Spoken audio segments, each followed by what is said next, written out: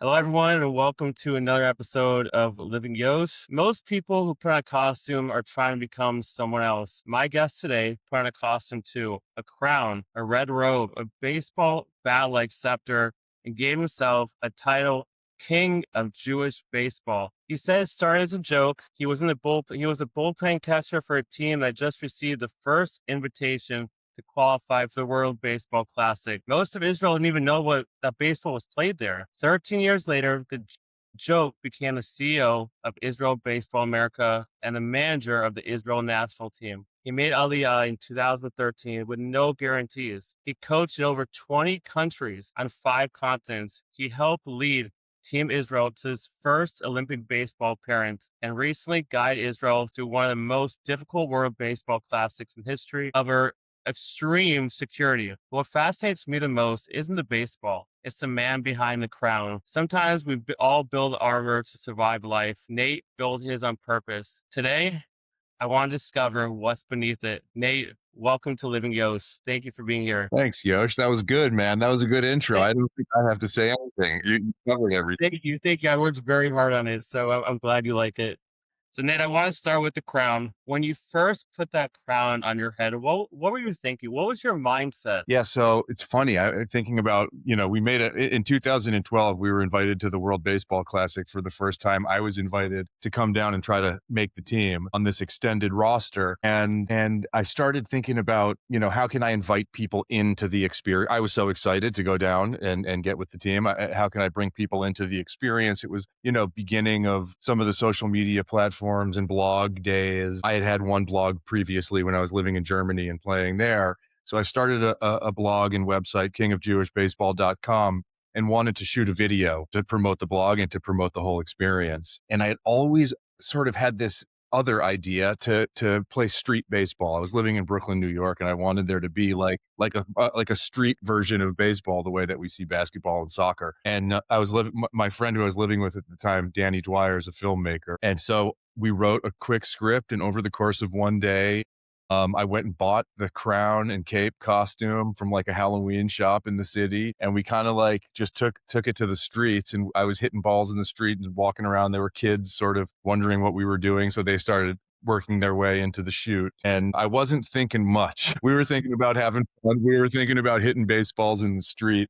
And there wasn't a whole lot of thought, but in the way that like sometimes the best things are born from that kind of dumb Yeah, for creative, sure. like that's where it all came from. That's awesome, man. It kind of reminds me of myself. I kind of have a little bit of an imagination, so I respect that. Uh, you So can't be scared to be dumb sometimes. no, yeah, trust me, I'm the king of not being scared to be dumb. That's right. Yeah. Ask my kids.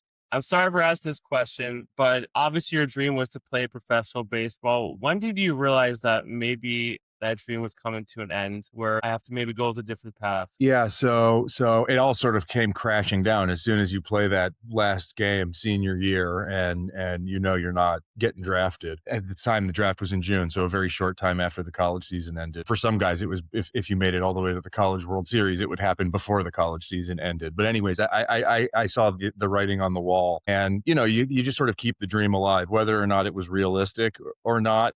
That's another conversation. But as long as you're on the field, you feel like you have a shot. And as soon as that train comes to a stop, it just sort of comes crashing down around you. So I moved to New York City to become an artist, which was, up until that point, I had just been on a baseball field my whole life. But I had this vague sense that I wanted to be an artist. So I moved to New York, ended up finishing college in New York and studying creative writing. But I didn't know how to do anything else except play baseball. So I sort of naturally transitioned into coaching at that time. And that sent me on this path over, almost 20 years of returning to playing eventually. So I did have sort of like a second life in baseball, including playing for the national team for a really long time.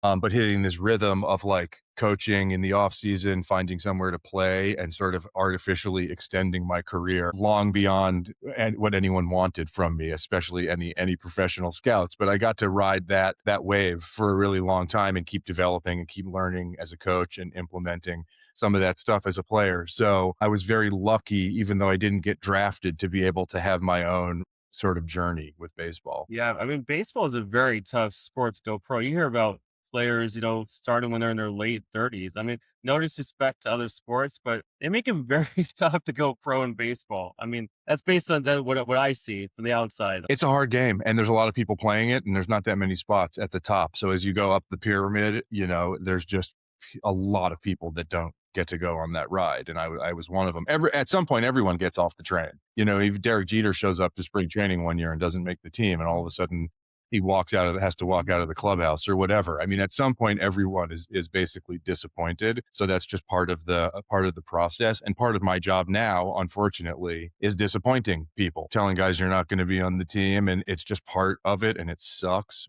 But That um, does suck. having gone through it, I think is helpful. You've kind of been there, and having like some empathy and just being straight up with people. That probably helps when you're on the receiving end of finding out that you're not going to be there. I'm glad you said that. So I'm gonna throw out a new question, which I love to do. So you just said that you kind of have a job now to, I guess, in a sense, disappoint people. Do you have like a go-to line that really comforts people, or is it like different for every player the way you approach somebody, you tell them, I'm sorry, it's not going to work out? So you just got to say it, first of all. Like, you should lead with, don't bury the lead. You know what I mean? You lead with the news, and then you can have a conversation, but don't try to have a conversation and then drop some bad news on them at the end. So you just start with, hey, you're not on the team, or hey, we got to let you go, or hey, and then you just sort of restate your support for them as a human being, and that this is not the end of the world. And if you genuinely sort of care for this person, that's what everyone should leave the room with, is that no matter what happens, I love you. And it sucks for me also, right? Like, no one wants this, but this is a part of the process, and that you're still with them and still rooting for them. And if there's any way you can help. So you just sort of like hit them with the bad news right away. Like it's like the weather report, like very mundane, and then have a real conversation, because they're going to be sort of raw at that point. God, that's tough, man. I don't know if I could do that. That's basically It's a part life of it. change. It's part of it. It's just part of it, and it's not the Yeah, end. Sometimes you have that conversation, and like 2 years later, the guy's back on the team. So yeah. that's just how it goes. So when you play in Cincinnati, you play with Kevin Youkilis. Is that correct? Yeah, for three of my 4 years. Yeah, What was your relationship like with him, especially the fact that both being Jewish and both having the same dream as Jewish players? amazing. Right away, my first day at practice, I sort of gravitated towards him, not knowing that he was Jewish, or not knowing that he was going to be a superstar in the big leagues. We just sort of gravitated towards each other. Yeah, yeah, yeah. Found out he was Jewish pretty quickly, early on after I arrived, and that sort of made the bond even stronger. But we sort of hit it off. We were close. Everyone looked up to him. He really led the team. He was so good. He worked really hard, and he was really, really good every day. Right. So that it just sort of set the tone, and we were good as a team because of it. Him and a couple other guys in his class, Matt Singer and Craig Tuez. So he was 1 year ahead of me. They were in their sophomore year when we arrived as freshmen, and the three of them were good for 4 years in a row, and we won a lot of games and sort of turned the program around because of those guys and that class and their leadership. So, it was like, first of all, we were friends. Uke is hilarious. People think he's like scary, but he's really, really, really I could see why that. yeah.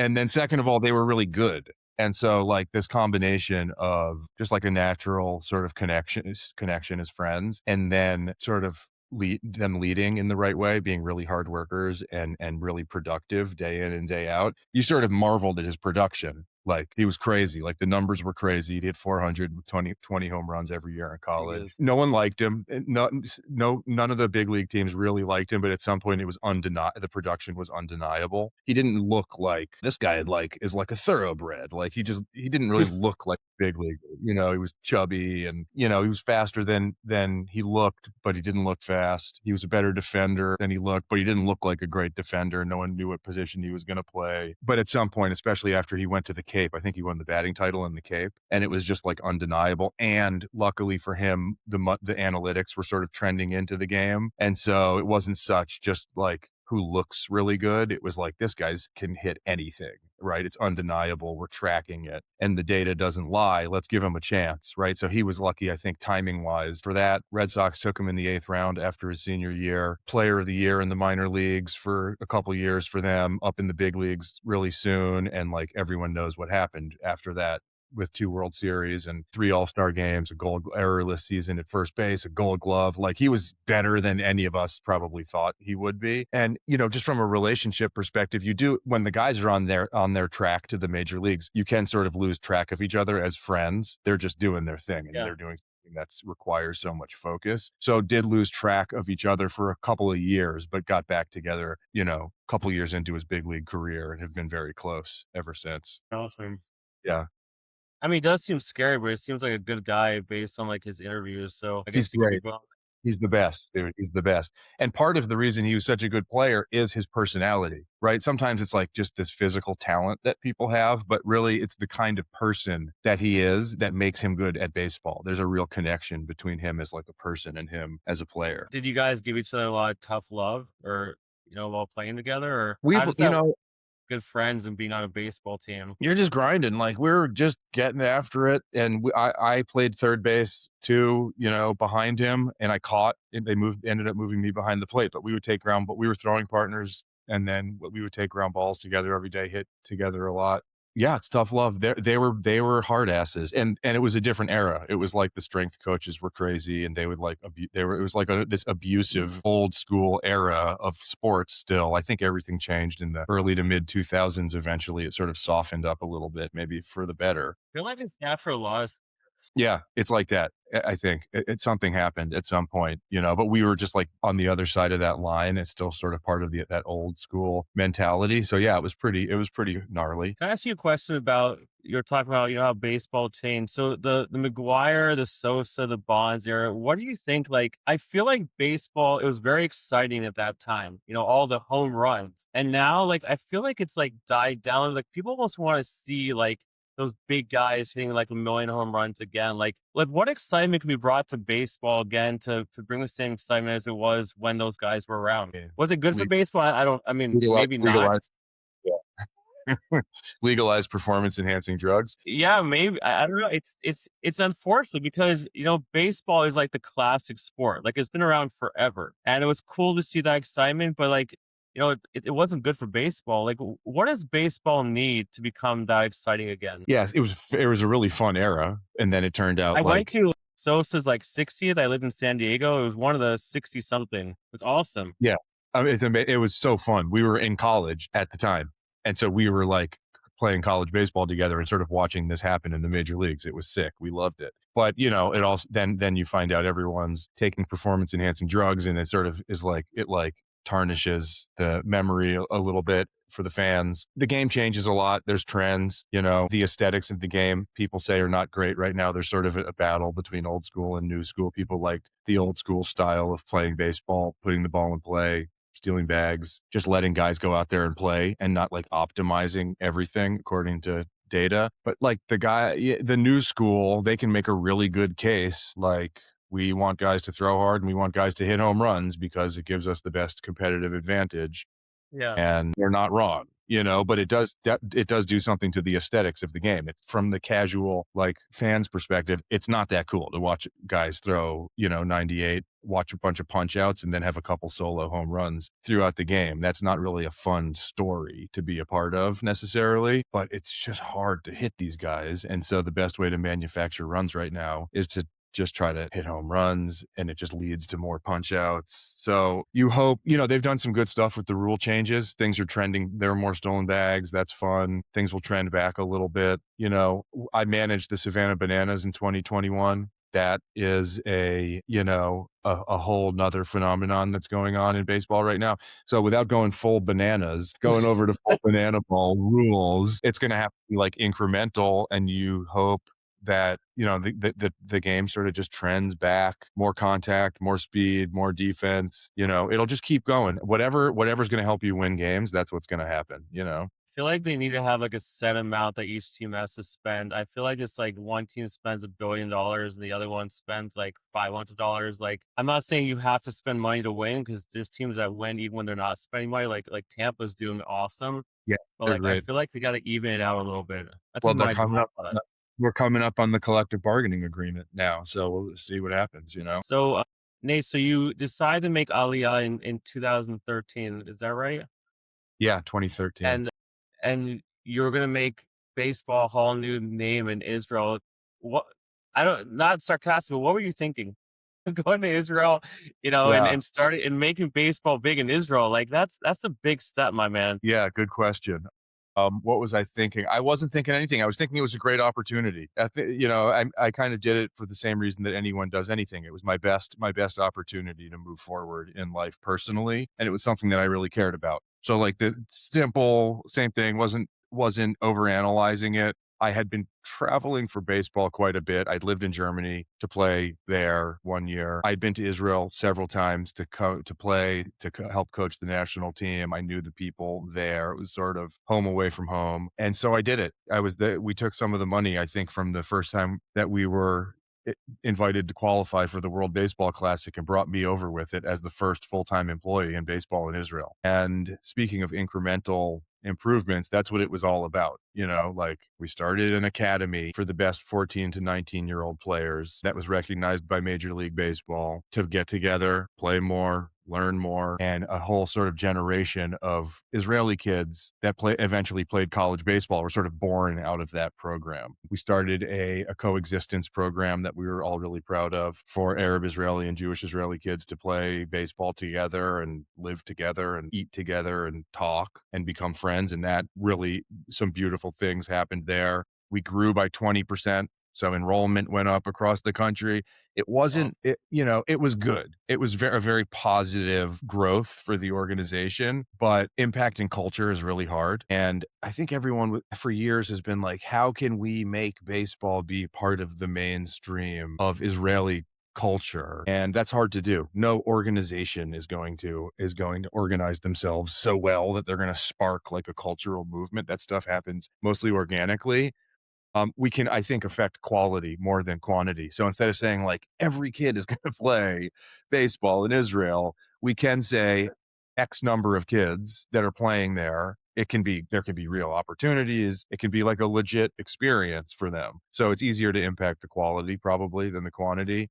I'm sort of accidentally have become like an expert on like international baseball development in the Middle East and Europe and Africa and all over the world. And like, it's just interesting what makes things kind of go in certain places and not others. I feel like, but once you got there and you started introducing it, and like the team like became noticed, like I'm sure more people were just like, maybe this is something I'm gonna get into. Like, when you bring excitement, people get curious. I mean, That's the key, dude, is to make it like fun and cool yeah. and to attach some like there's like a certain magnetism that superstars have that's going to pull up quickly and kids are going to see it and say I want to do that. So cool factor is probably going to do more for you than bureaucratic, entities are. So if you can bring some of that excitement, then that's really a I mean, positive. look, Yeah. I was never into hockey because we didn't really have hockey in San Diego, but my son plays now, and I was like, wow, this sport is awesome. Yeah, it's cool. Yeah. And you're not outside all the time. So, especially in Florida, it's like he played soccer and like I support him, but I'm just like, please pick another sport. It is so freaking hot. Like, please. And thank God for hockey. I'm telling you, man. Right. Ice time. So, when did you realize that the king of Jewish baseball belonged to you? And like, this is my title and no one else's. No one can take this. It's officially mine. I'm known for it. Yeah, that's a good question. I guess over the years it has sort of happened. I mean, look, you talk about there's plenty of others, Sandy Koufax is the real legend who also actually played at the University of Cincinnati, coincidentally. But you did a Or lot for I mean, let's be honest, tying in Israel and Jewish, you kinda did a lot for that. You kinda d in my mind, that's why I think you deserve the title. I mean, yes, there's a lot of great Jewish baseball players, but what you did for the country is that defines the king of Jewish base that's my opinion. I'm not taking away from what you're about to say, but that's how I look at it. No, I appreciate it. I don't know. I don't think about it that much. I have been on the journey for like almost 20 years now with Israel baseball.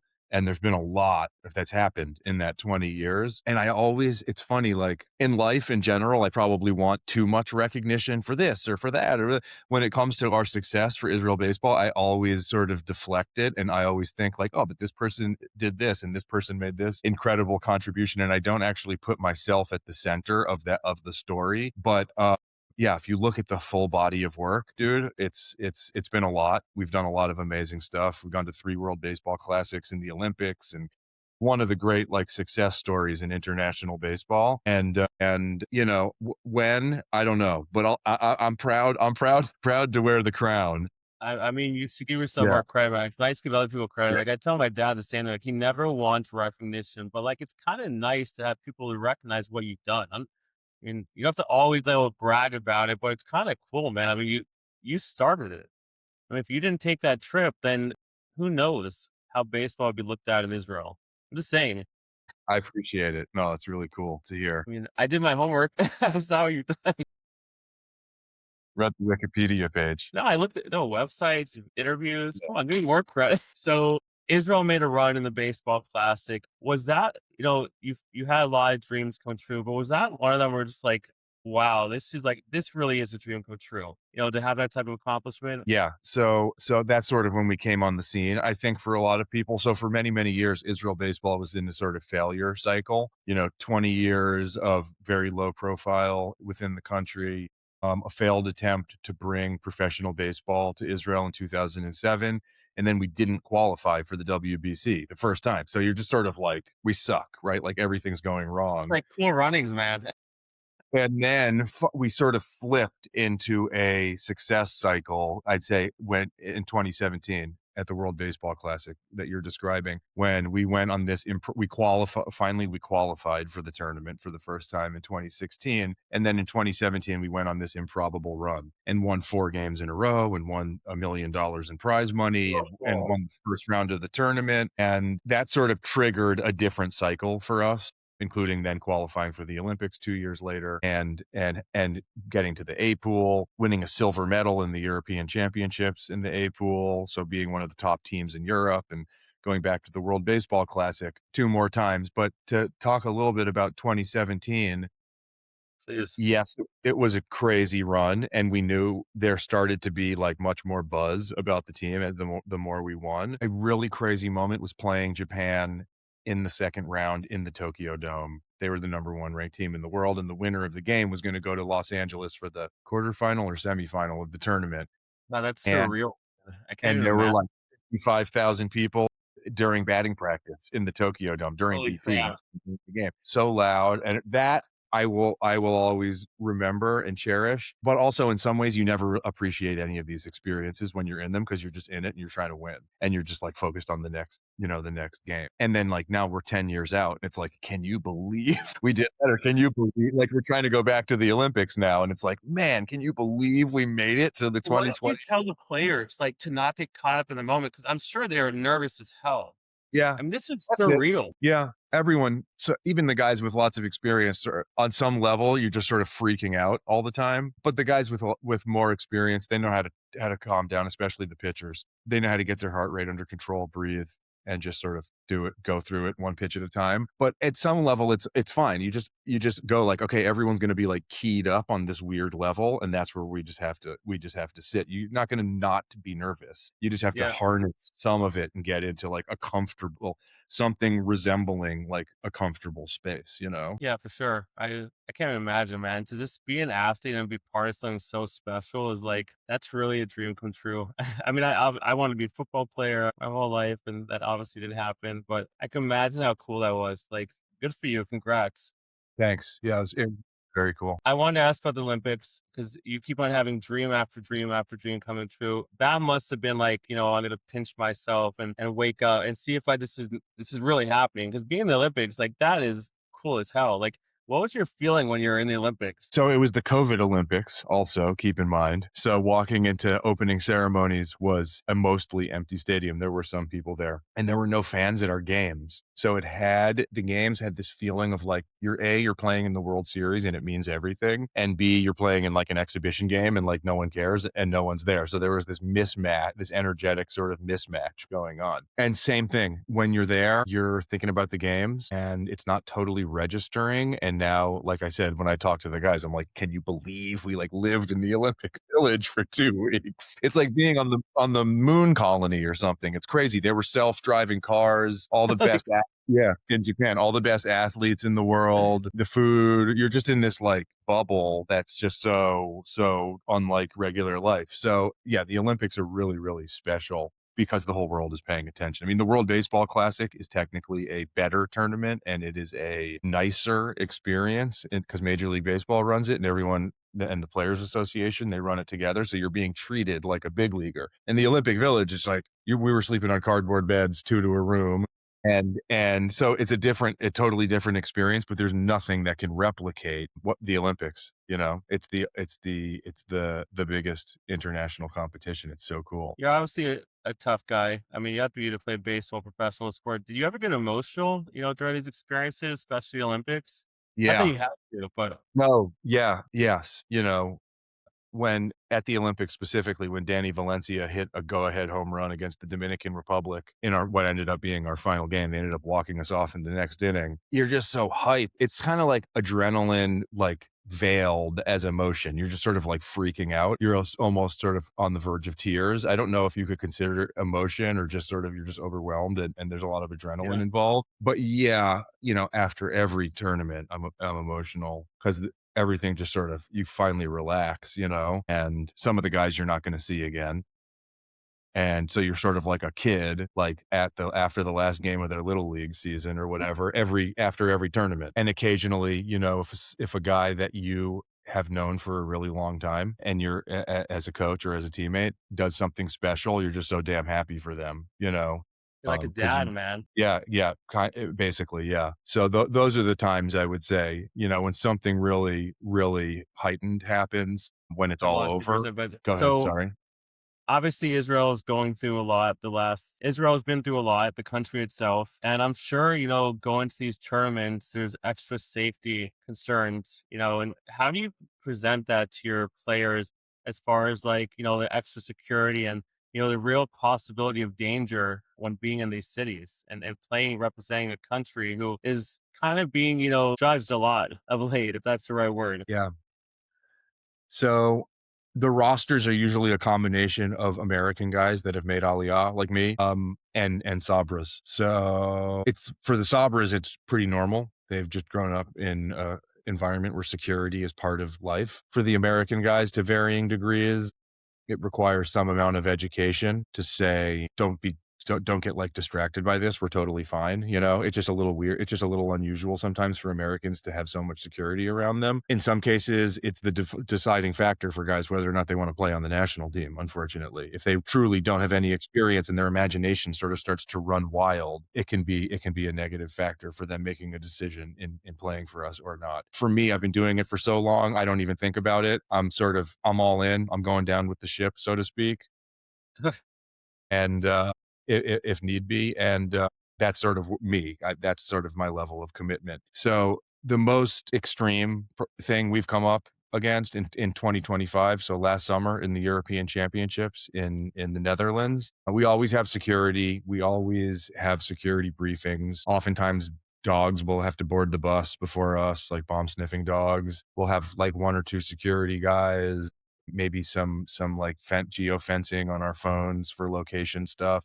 There's different amounts of security at different tournaments, but in the Netherlands, the protests outside the stadium were bad enough, and there were enough legitimate security threats that we couldn't leave the hotel for 2 weeks.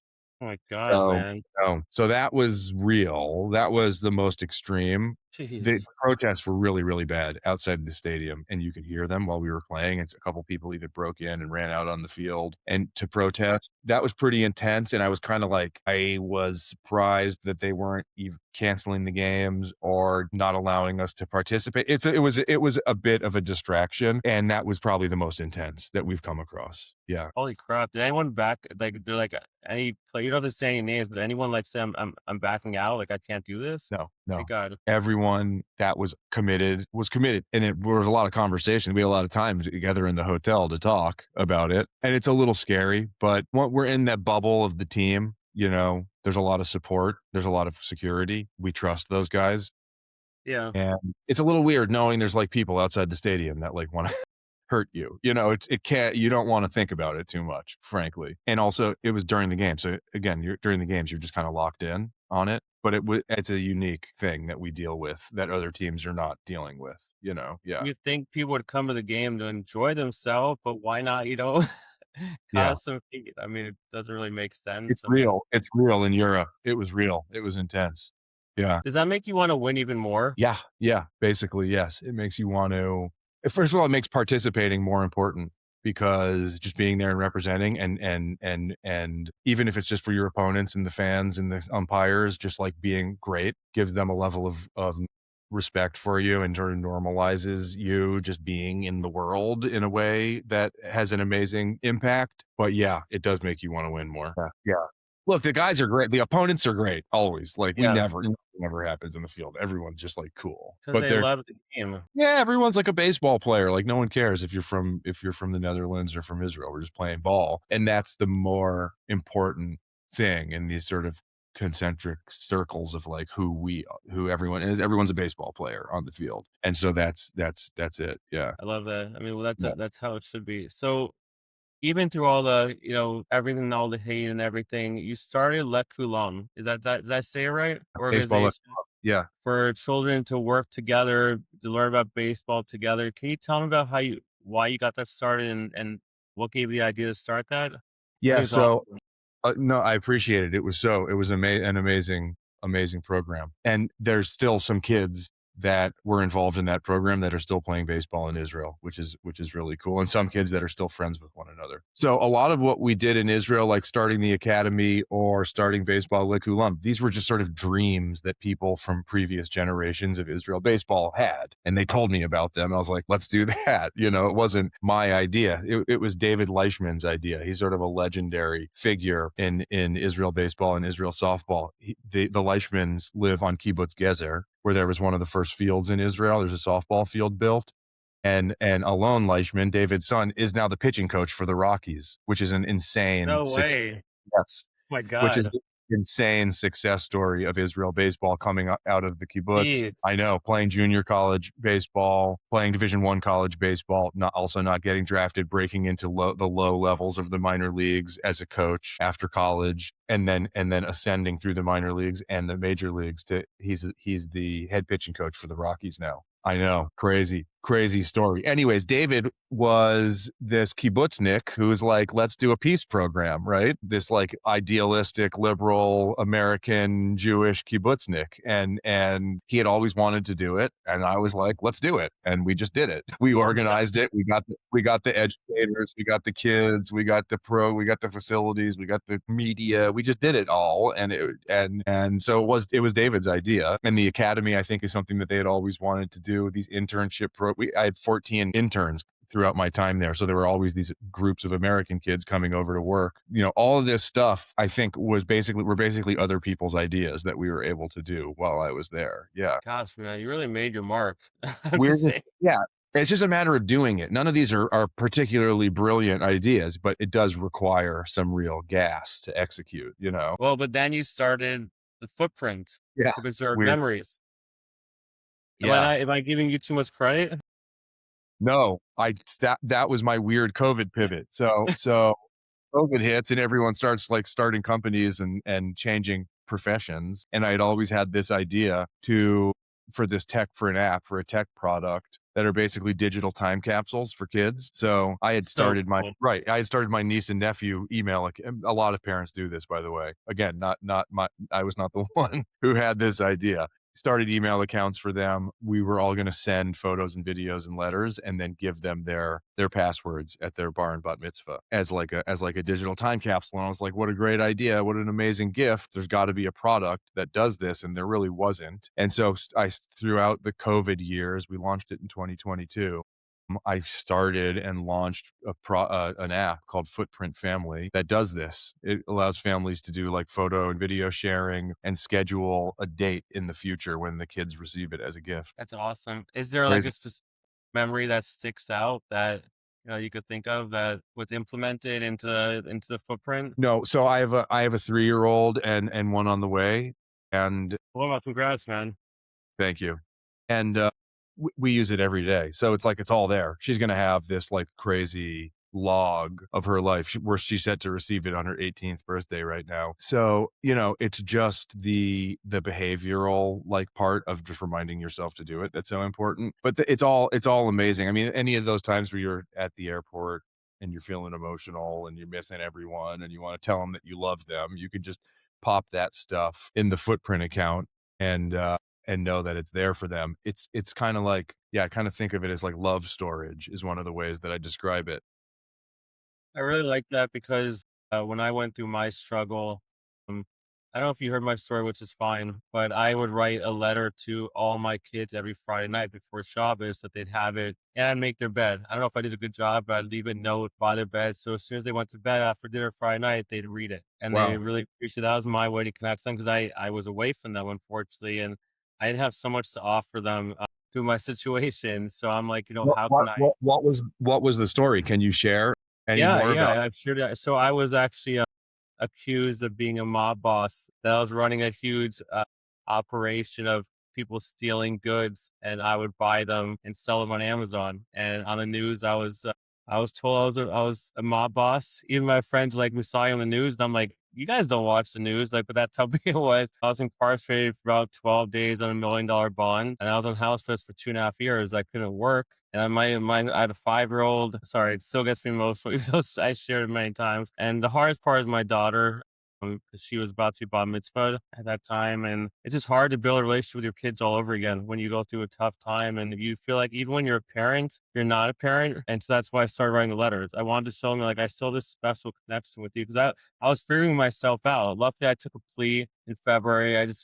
I knew we'd win a trial. I mean, I was pretty confident. Not I knew, but I had a great lawyer, but my family couldn't go through it anymore. Like I was becoming strong, but like to put your family through something like that when not only my suffering, but my kids and my wife and a whole community that has my back, it was a fight, man. It was a real fight, and that's why I really mean it. I really appreciate the footprint because I was finding ways to have memories of my kids and writing letters. They kept every one of my letters, so I really respect that. I do. I went through hell, but I survived. What That's one of the reasons I started this.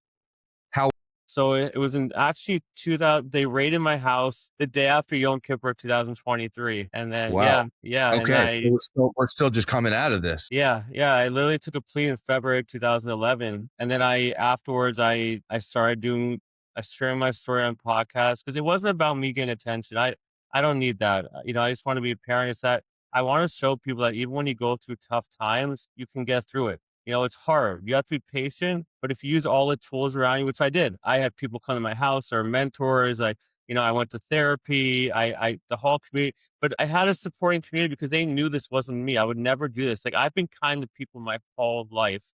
I called people from fifth grade and they helped me out, because I wasn't allowed to work. So I need to raise money, for my lawyer and stuff and for my family. We don't live a luxurious life, even though I have a really nice office, as you can see. But it was tough. It was very tough. And that's why I tell everyone, especially, tell your kids that kindness lasts forever. That's why I survived. And it literally just ended. And I started, sharing my story. I still go on some podcasts, but now I'm like, you know what? I wasn't able to talk for 3 years, and I love to talk to people because I was shut up. Like I had to be careful what I said, to people, and so I'm like, I don't want to just share my story. I want to hear other people's story because I'm so inspired. That's how I got strength from other people. Like people would tell me, like, not necessarily went through the same thing, but people would come up to me and be like, I'm having a tough day, but because I see you, I feel better. So I'm like, I need to do more of this. I need other people to share their story because it really helps people so much. It does. I know from experience. So Like I said, I took a plea because I couldn't. I would take a bullet for my kids and my wife and my family and my community. So I took a bullet. I'm like, you know what? I have a chance to take a plea and kind of have my life back. I still have some things I can't do. Unfortunately, restrictions on work and I'm on probation, but it was worth it to keep my family strong again. And we're starting over, we're doing pretty well. And this is You can very still therapeutic to me. This isn't just let's have an interview. This is very therapeutic to me. And I know amazing. I've been told by people it helps other people because people need people that are passionate about what they do. People have been through the ups and downs, but they still make Mhm, it.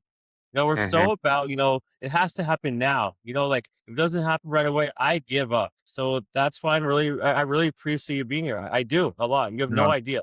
no, that's amazing. I appreciate you sharing the story. I did not know that story. And yeah, look, life is hard. Even my journey, which is mostly fun and hopefully uplifting, it's hard. I was out there traveling around the world, not making any money, not knowing what was going to happen next. It's like that, for everyone. So I appreciate that, just sharing some of your own personal journey that is Yeah, objective. man. Yeah, I'm an open book. I have nothing to hide, and like I said, it helps people. So I don't feel like you should go through a journey and hide it because it could help even one person. Then why not? Amazing. Thank you. I Romantic. Yeah. appreciate that.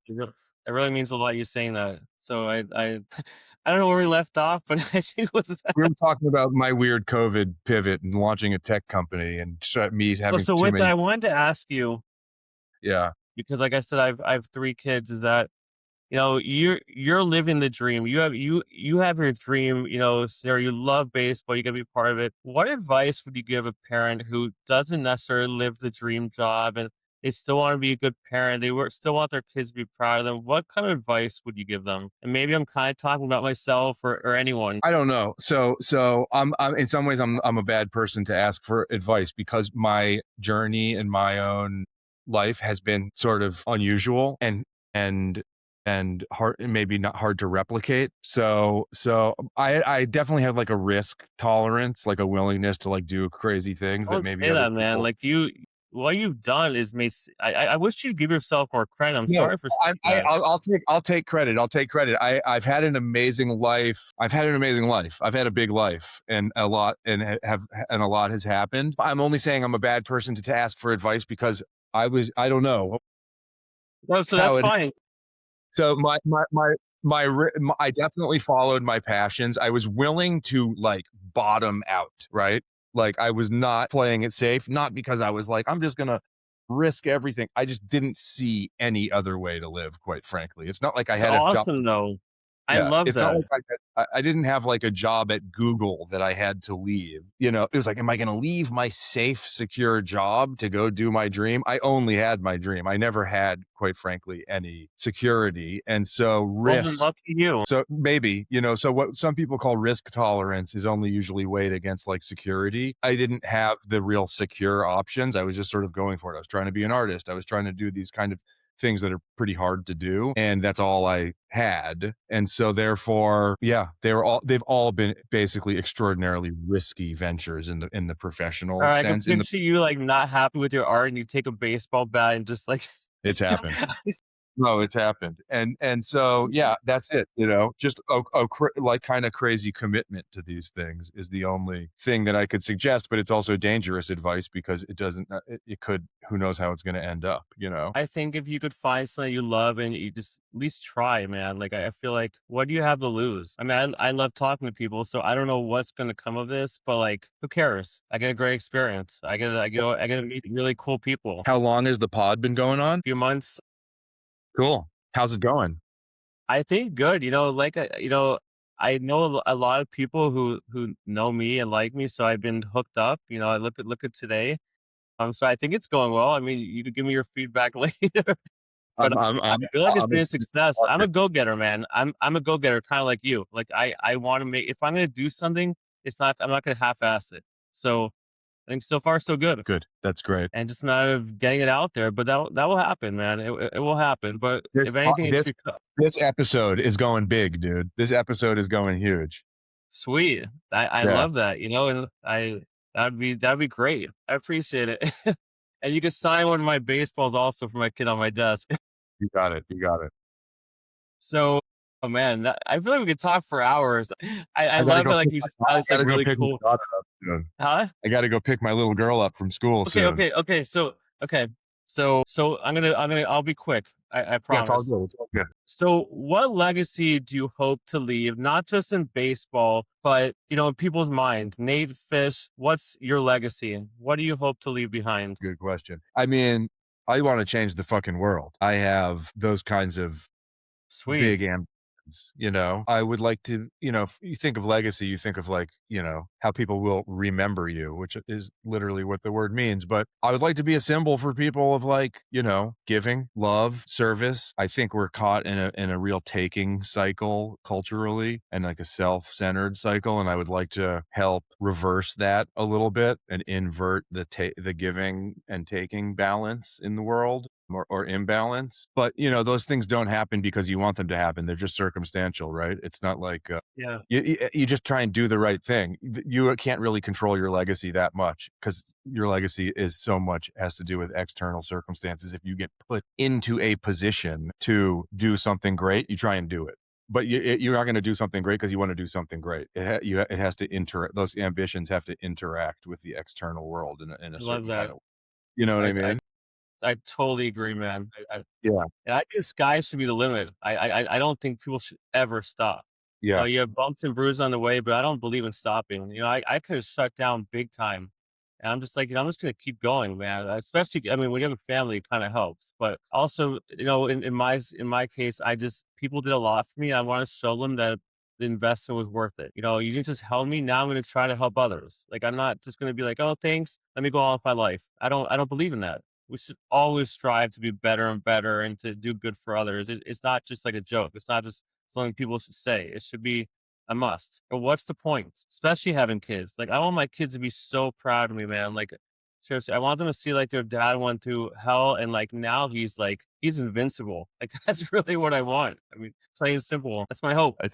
It's amazing. You got to give it away. You know what I mean? You can't take your life with you. You got to give it away. Yeah. Yeah. And so I hope they're like, my dad was awesome. Same. I'm gonna ask some fun questions. I don't want you to be late to get your daughter. So we'll go through it quick. Go ahead. Okay. Peanuts or Cracker Jacks? Peanuts. Okay. Boring. It's all good. Peanuts, you can just throw them all over the place. The leftovers. The shell. Challah or pita? Pita. Wow. Okay. Chicago style hot dog or New York hot dog? New York because I live in New York, but Yeah, Chicago's probably better, but I got to go with New York. they're pretty good. I mean, the kosher ones at least. Yeah. Yeah. True. Wrigley Field or Fenway Park? Fenway. My first game was at Fenway. No way. Oh, that's so cool. I've actually never been there. I've been to Wrigley. A It's a day game or night game? night. I like Yeah, the that's light. the same. Fastball or curveball? Fastball. Walk-off home run or game-saving defensive play? Walk off. Walk off. But don't ask me how I came up with these questions. Come on. Good. Matzo ball soup or chicken soup? Matzo ball soup. Hebrew or English? Don't even English. ask me, man. English, please. Yeah. Same here. Okay, now there's a few favorite baseball movie. What Don't was say the one? Angels in the Outfield. What was the one with Keanu Reeves? Reeves. Yeah, he's coaching. He's coaching I think in inner city Chicago. Oh God, what was the I name gotta of look that? that up, man. That's my answer, and it's hard to say it's my favorite baseball movie when I can't remember the title, but that's my I answer. like the what's one with Wild Thing with the Indians. What's it Yeah, called? Major of League, right? course, Yeah, yes. that's classic, man. The league is fantastic. Yeah. If you weren't in baseball, maybe you kind of already answered this. What career would you have chosen? I mean, my only two options are baseball coach and artist. And I do both of them already. So if I wasn't in baseball, I'd Yeah, be you're more set, man. into the art. Yeah, those are my only two options. Okay, cool. Be Yeah, passionate about it. Best city you've ever played in? Tokyo. I was gonna say I already knew that answer. Yeah, Coffee or energy drink? coffee a lot. Yeah, me too, man. I can't stop. So one word that describes Israel. And these are the last three. Yeah, one word that describes Israel: Yeah. layered, All right. Cool. One word that describes leadership. giving, I love that. That's awesome. One word that describes Nate Fish. king of Jewish baseball. Well, I knew you were gonna say that, man. I'm like, Hy- he's Hyphenated. gonna say Yeah, it. yeah, yeah, yeah. Well, Nate, I Original. kind of prepared something as the closing, but I don't like to use that. It's just like just in case. But I really, it really, you're living your dream. But the fact that you're here today is giving my dream a chance, and I can't thank you enough.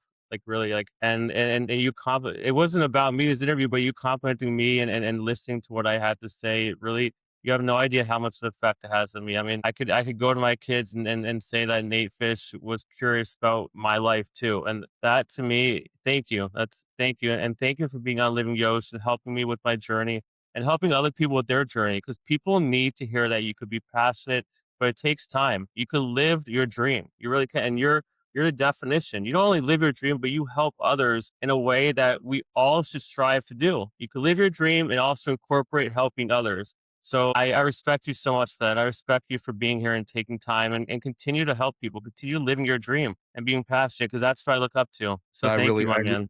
I really appreciate it. Thanks for giving me an hour and a platform to share some of this stuff. It was a really fun conversation. When we're in Hollywood, we're going out for hot dogs. Go, let's go. We'll be down in Florida soon. We got a bunch of programming.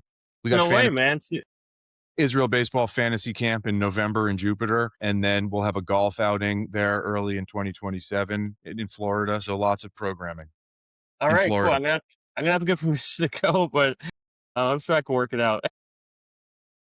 We'll see you there. Please be in touch, my man. Yeah. Thanks, Yosh. Thank you. All the best.